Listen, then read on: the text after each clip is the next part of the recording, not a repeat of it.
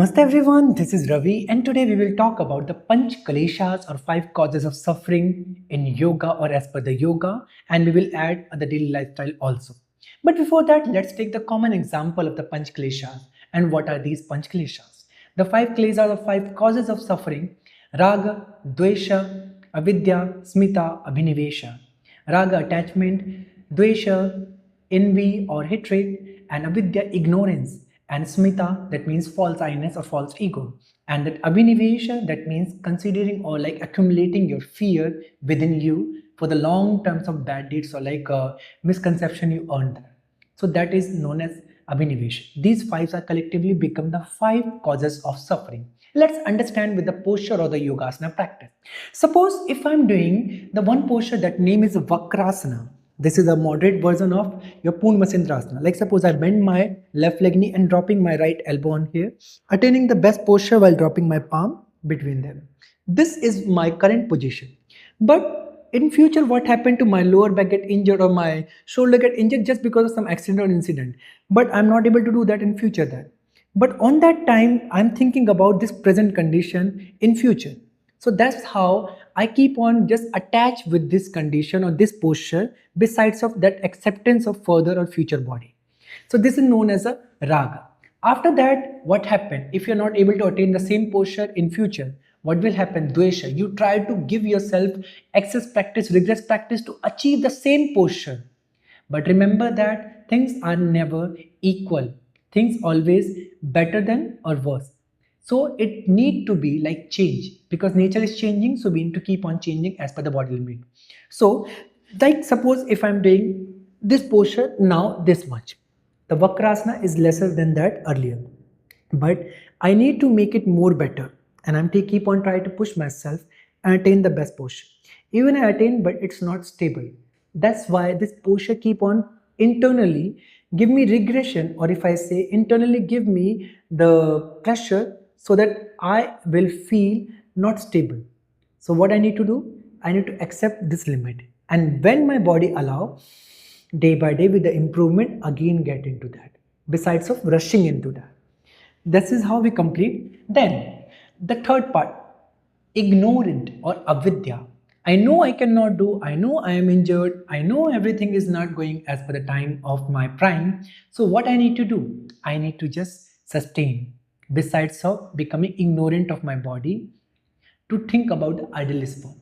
Because people normally in yoga, they think that they can do all the posture, but my conception and my understanding is different, or as per the Maharishi Patanjali, he said, Tato Dandano Bhikata, but he never said regress Dandvanu. That means you should not push yourself for the regress practice. You should always keep on sustainable practice.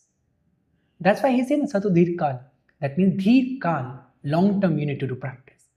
So this is the understanding to remove your ignorance in a yoga practice. Then after that, I-ness.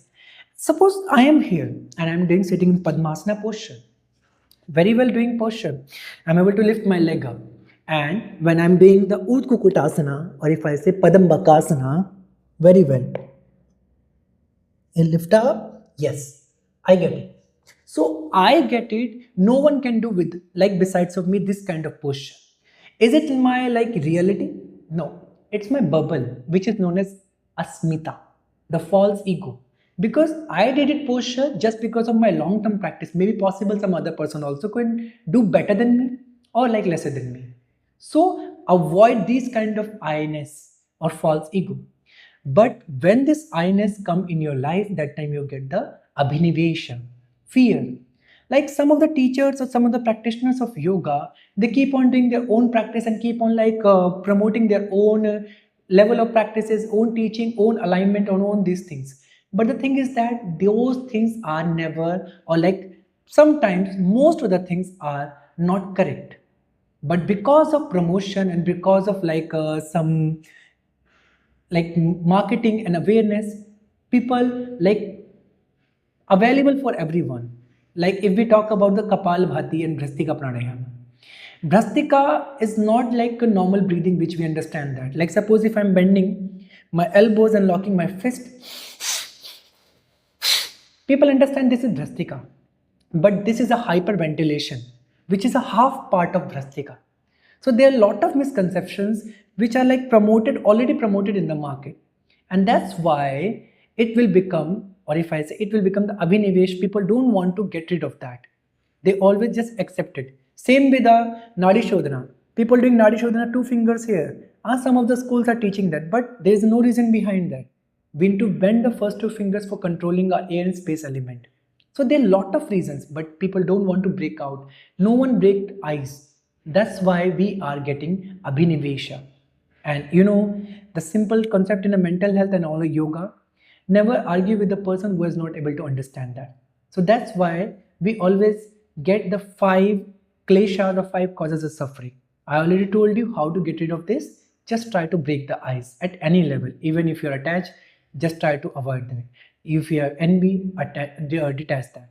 And even if you try to ignore it, try to understand the particular scripture, a particular way of guru, teacher to get rid of that. And after the Asmita, never think that you are only alone, because there are a lot of people are doing that same practices. And before you, after you, a lot of people will go and already have done this practices several times. And the last Abhinivesh, don't fear about that your people get exposed or get know about your like bad deed and everything, because there is no late until unless you try. So this is how we understand the 5 causes of suffering.